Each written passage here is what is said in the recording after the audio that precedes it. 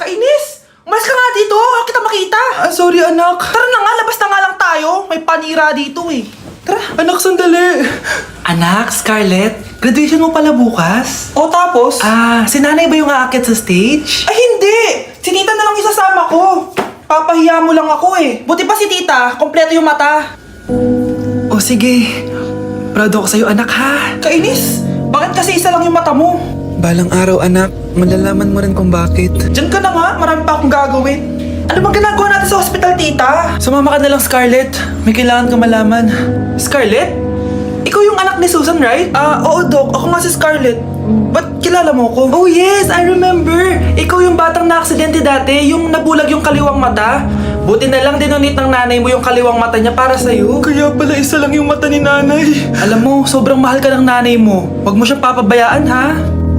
Ang bago nating top 1 ay si Samantha. Ang galing mo, Samantha! Naku, basic lang yan.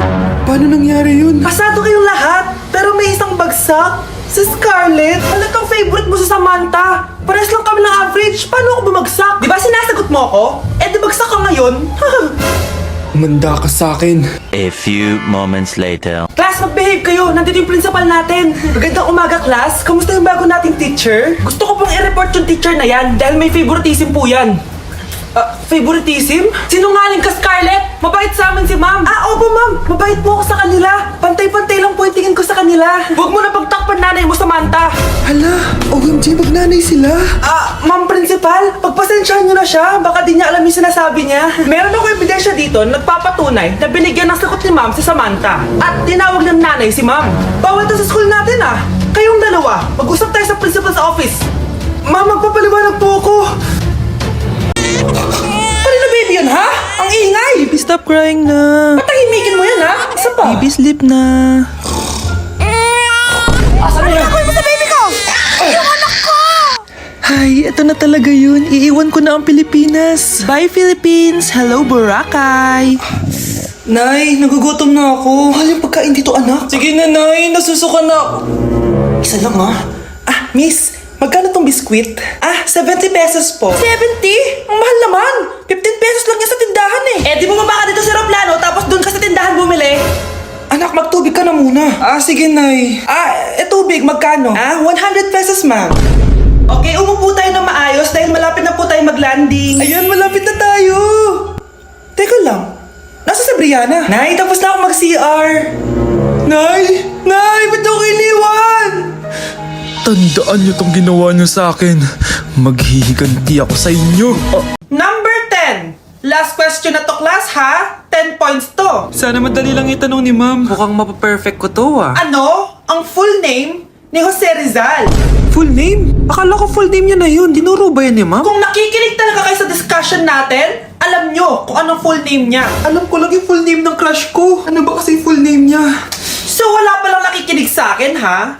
Sige, perfect sa exam ang makakasagot sa akin. Ma'am, alam ko po. Okay, Cheska. Ang full name ni Jose Rizal ay Jose Protasio Rizal Mercado E. Alonso Rialonda. Very good! Perfect ka na, ha? Yes, thank you, ma'am. Ma'am, bakit pa ba namin kailangan pag-aralan yung full name ni Rizal? Itatanong ba yun sa amin kapag mag-a-apply na kaming trabaho? Oo nga, ma'am. Parang di naman kailangan pag-aralan yan. Perfect na sana ako eh. Pinag-aaralan natin siya kasi marami siyang nagawa at naiambag sa bayan natin. Kayong dalawa, anong naiambag nyo? Di ba puro lang kayo reklamo at panigat sa bahay? Happy birthday, anak! Ito regalo ko sa'yo. Wow, thank you po, Nay! Ba't ng birthday ko, di ganyan kaganda yung regalo mo sa akin, Nay? Sige, sa susunod na birthday mo, reregaloan kita ng kabaong. Mare, ba't parang kinulang sa dugo yung spaghetti nyo? Sensya ka na, Mare. Tsaka bakit may sopas kayo, Mare? Birthday ba to o lamay? Aba, makikikain ka na lang. Magrereklamo ka pa? Charot lang, Mare. A few moments later. Babe, ano ba? Hoy, babae ka! Punta ka nga dito! Puro ka jowa! Babe, tawag ako mamaya na lang. Sige lang, babe. Mamimiss kita, babe. Parang tangang pota. Kyle, eto gift ko sa'yo. School supplies? Ate, bakasyon na natin. Ganun ba? Eto na lang, brief. Palitan mo na yung bente ng butas-butas. Shhh, huwag ka maingay. I-blow mo na yung cake mo. Ano ginagawa mo? Di ba birthday ko, Nay? Oo, anak. Eto regalo namin sa'yo. Sponge! Oo, ano pang hinihintay mo? Magugas ka na ng plato. Scarlett, nagawa mo yung assignment natin? May assignment tayo? Hala, di ko nagawa. Huwag mo nang sasabihin kay mama. Ah, sige, di ko sasabihin. Ma'am, may assignment po pala tayo. Ay, oo nga pala, may assignment tayo, class. Ang hindi gumawa ng assignment, bagsak sa akin, ha? Bida-bida talaga tong si Samantha. Okay, class, sinong iboboto niyong president? I nominate Scarlett, ma'am. Ako?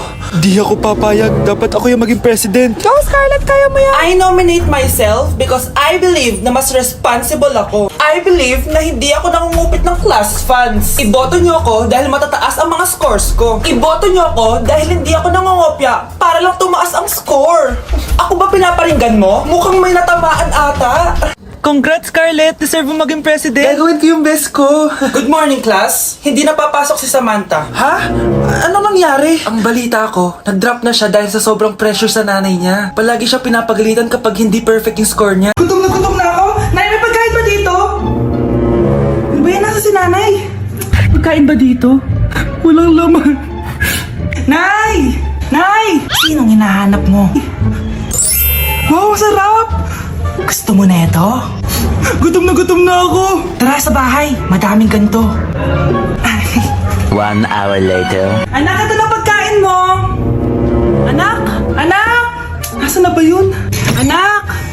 Anak! Anak! Anak! Nasaan na yung anak ko? Anak! Saan mo dinala anak ko? Nay! Tulungan niyo ako, Nay! Anak! Huwag mo siya sasaktan! Sa isang kondisyon. Ano kailangan mo? Bayaran mo muna sa akin yung utang mong 50k. 50k? Wag na pala. Sa'yo na yung anak ko. Tulog at kain lang naman ginawa niya dito. Oh, eto na mga gamit niya.